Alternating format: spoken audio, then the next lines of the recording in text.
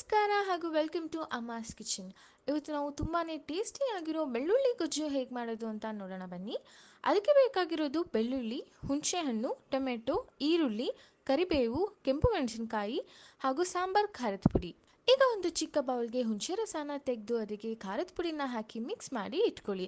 ನಂತರ ಒಂದು ಪ್ಯಾನ್ಗೆ ಎಣ್ಣೆ ಹಾಕಿ ಅದು ಕಾದ ನಂತರ ಸಾಸಿವೆ ಜೀರಿಗೆ ಹಾಕಿ ಸಿಡಿದ ಮೇಲೆ ಅದಕ್ಕೆ ಬೆಳ್ಳುಳ್ಳಿ ಹಾಕಿ ಗೋಲ್ಡನ್ ಬ್ರೌನ್ ಬರೋವರೆಗೂ ಚೆನ್ನಾಗಿ ಫ್ರೈ ಮಾಡ್ಕೊಳ್ಳಿ. ನಂತರ ಅದಕ್ಕೆ ಕರಿಬೇವು, ಕೆಂಪು ಮೆಣಸಿನಕಾಯಿ, ಈರುಳ್ಳಿ, ಅರ್ಧ ಸ್ಪೂನ್ ಅರಿಶಿನ ಪುಡಿ ಹಾಕಿ ಈರುಳ್ಳಿ ಗೋಲ್ಡನ್ ಬ್ರೌನ್ ಬರೋವರೆಗೂ ಫ್ರೈ ಮಾಡ್ಕೊಳ್ಳಿ.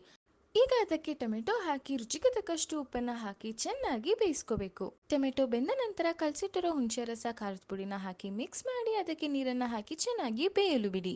ಈ ರೀತಿ ಎಣ್ಣೆ ಬಿಡೋ ತರ ಚೆನ್ನಾಗಿ ಬೇಯಿಸ್ಕೊಂಡ್ರೆ ರುಚಿಕರ ಹಾಗೂ ಆರೋಗ್ಯಕರವಾದ ಬೆಳ್ಳುಳ್ಳಿ ಗೊಜ್ಜು ಸವಿಯಲು ಸಿದ್ಧ. ಇದನ್ನ ಬಿಸಿ ಬಿಸಿ ಅನ್ನಕ್ಕೆ ಹಾಕೊಂಡು ತಿಂತಾ ಇದ್ರೆ ತುಂಬಾನೇ ರುಚಿಕರವಾಗಿರುತ್ತೆ. ಹಾಗೆ ಇದು ಚಿಕ್ಕವರಿಂದ ದೊಡ್ಡವರವರೆಗೂ ಎಲ್ರಿಗೂ ತುಂಬಾನೇ ಇಷ್ಟ ಆಗುತ್ತೆ. ಜೊತೆಗೆ ಇದು ಬಾಣಂತಿಯರಿಗಂತೂ ತುಂಬಾ ಒಳ್ಳೆಯದು.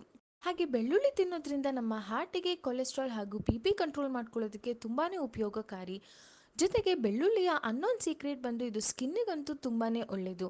ಹಾಗಾಗಿ ಈ ಬೆಳ್ಳುಳ್ಳಿ ಗೊಜ್ಜನ್ನ ನೀವು ಟ್ರೈ ಮಾಡಿ. ಈ ವಿಡಿಯೋ ಇಷ್ಟ ಆದಲ್ಲಿ ಲೈಕ್ ಮಾಡಿ, ಶೇರ್ ಮಾಡಿ, ಕಮೆಂಟ್ ಮಾಡಿ ಹಾಗೂ ನಮ್ಮ ಚಾನೆಲ್ನ ಸಬ್ಸ್ಕ್ರೈಬ್ ಮಾಡಿ. ಧನ್ಯವಾದಗಳು.